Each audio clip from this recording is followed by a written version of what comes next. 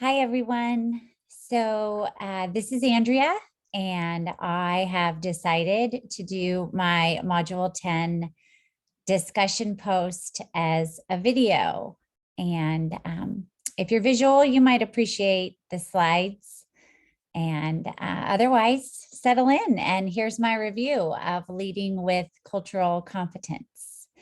So my big takeaways around the bullet points for the discussion are around the importance of assessing for cultural intelligence, developing cultural competence, sensitivity, and awareness, the impact of cultural diversity within an organization, and finally, what are some opportunities and strategies to promote diversity?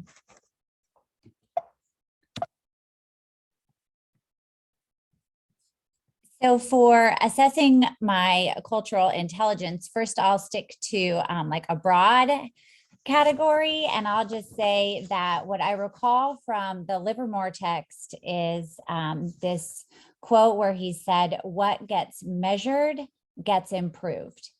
And my biggest takeaway around the work of assessing cultural intelligence was that it is a way to kind of get a snapshot of where a person is, for this example, for myself, to get a snapshot of that moment in time. So how am I performing, if you will, with drive and knowledge and strategy and action?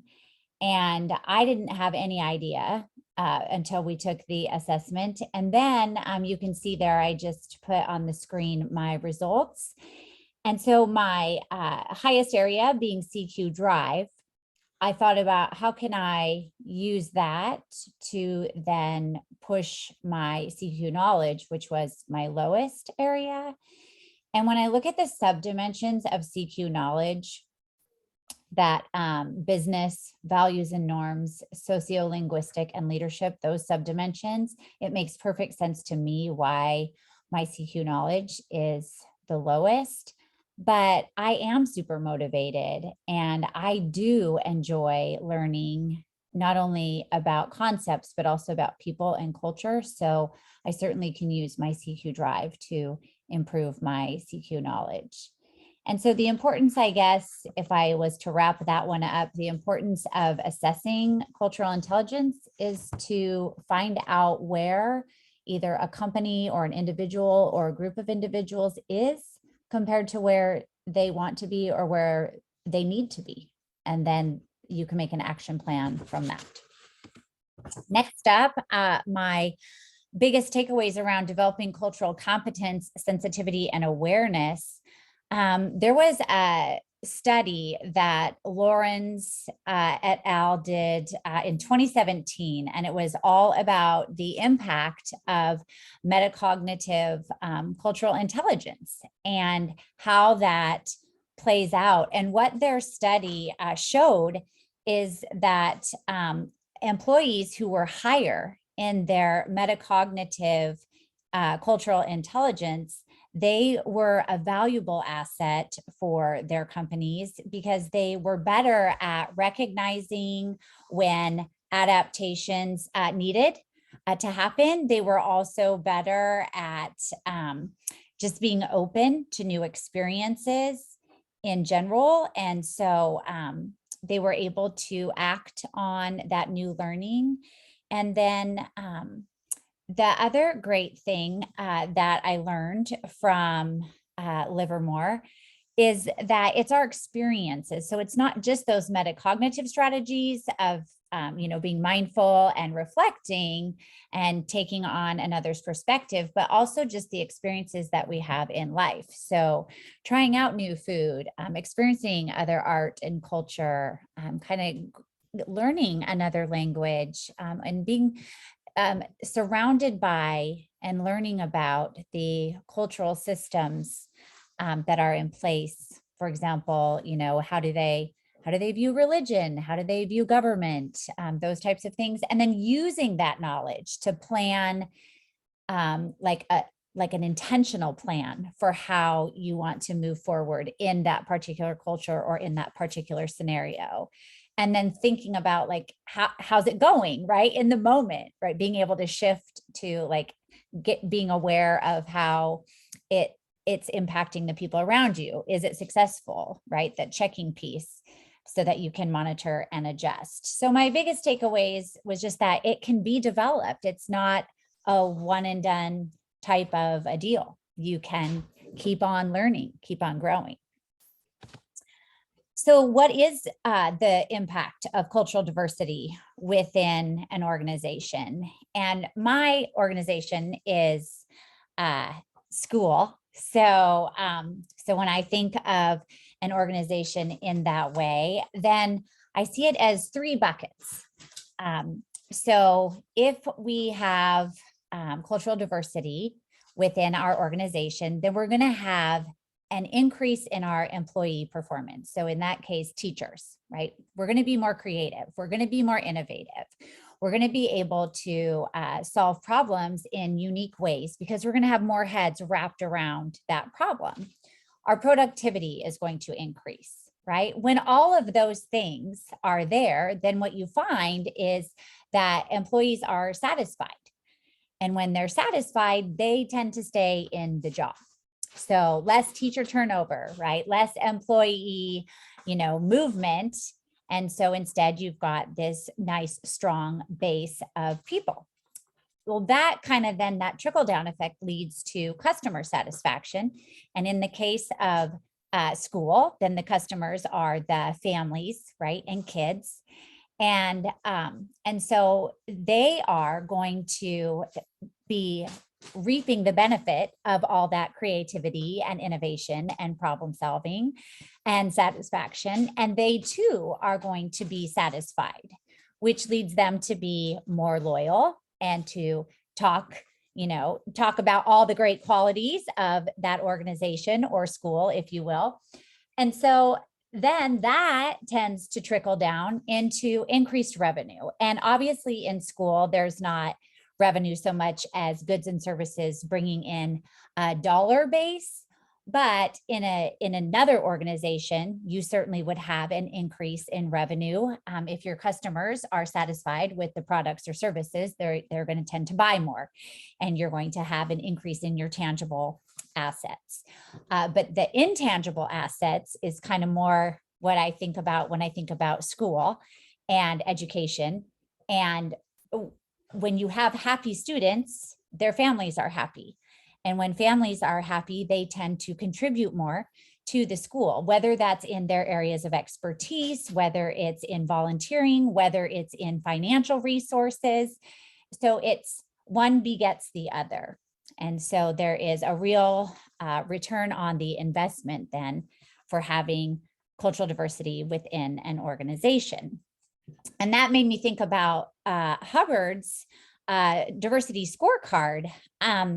And I recall that in there, he was talking about that in order to attract and retain your clients, you have to have a real high caliber employee base. And then because if you have that high caliber employee base and you have those clients that you're able to retain over time, then you're going to have this increased diversity in the market. And so while I don't know much about business at all, it just kind of, to me, it all makes sense that it is like dominoes, right? That when one hits the other, then that hits the other, and then it keeps on going.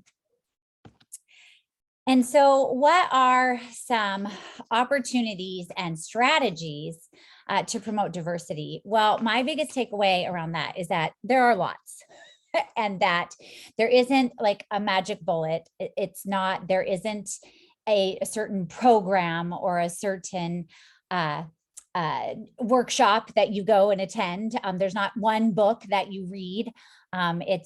It's a combination of things. So I saw it as kind of like the pieces of this puzzle. And so if cultural diversity or cultural intelligence is what a company or an organization is saying, like, this is what we're about. It's in the water we drink, it's in the air we breathe, it's in the clothes we wear. It is part and parcel of who we are in this organization. Then you're going to need to have these 4 pieces. You're going to need to have commitment from your leadership. And that means all leaders from the very tippy top, right? Middle management, all those people, they need to basically demonstrate, model the way. I'm thinking of another class that I have, right? Where they're going to make it part of the mission. It's going to be part of the vision. It's everywhere, right? It's in the policies, the procedures, the practices. It is everywhere. Then you're going to need assessment, right? And that is where, Livermore, we talked just a little bit ago, right? Where he says, don't be afraid of assessment. Use it so that you know where you are. And then you can make a goal for where to go next. And I think about that and I think, well, yeah, that's any assessment, right? Any assessment we do in schools, right? It's because we want to know what do students know, and that will inform then what we teach next. So if I think about assessing cultural intelligence, I'm not just, assessing the cultural intelligence of myself. That would be important, but I also need to think about, so what cultures are represented here in my organization, right? Who's missing? If I think about my community, right? Does my organization reflect the community? And to what degree have we demonstrated that we value and promote that cultural intelligence? And then, how do our teams, capitalize on that cultural intelligence, right? So the assessment piece is incredibly important. And then that leads me to number 3, the learning and development, if you will. So it's, again, not just a one-off. There's not just one training. You don't just do like the anti-bias training or, the multicultural training at the beginning of the year, or send folks to a one-day workshop, right? You don't read an article in jigsaw fashion and then come back and report your findings. It's this ongoing process. And Anchor in their I believe it was 2019. Check the transcript for that one. They did an equity, diversity, and inclusion study. And what their results highlighted was that anti-discrimination training, that one-off that we were just talking about, it helps to build a foundation, but that's all it does. It does not, it doesn't do anything to further the diversity initiatives. It doesn't do anything to increase the cultural intelligence. All it does is make that firm foundation of, okay, we are not going to tolerate any sort of bias, or we're going to work to, eliminate bias from our practices here, right? Then you have to go a step further and you have to do the development piece. And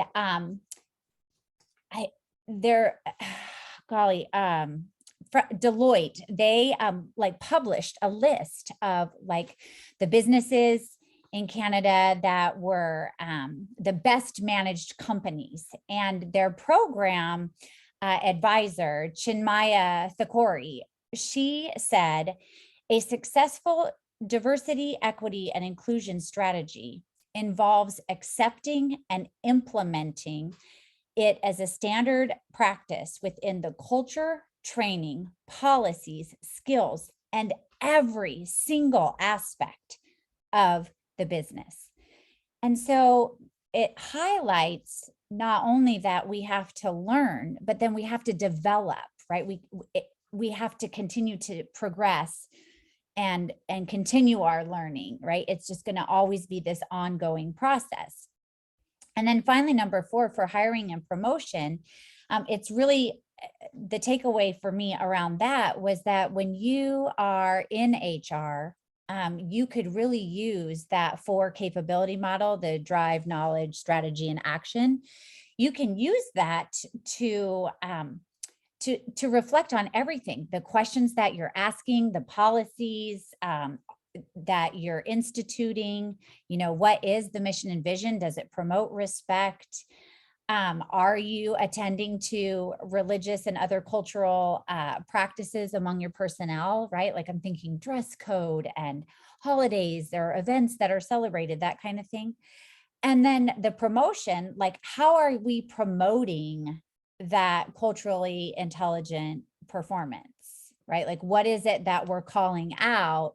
What is it that we're lifting up and encouraging people to do? So those are kind of my takeaways around that piece. And I guess in a nutshell, if I took all those pieces and put them together in a little box and put a nice bow on top, it would be that the value of learning is so incredibly impactful for all of the ways that we behave and the things that we like the vibe that we give off. And if the vibe that I want to give off is that I am open and I am willing to adjust my mannerisms and my ways of relating in the world so that I can draw people in.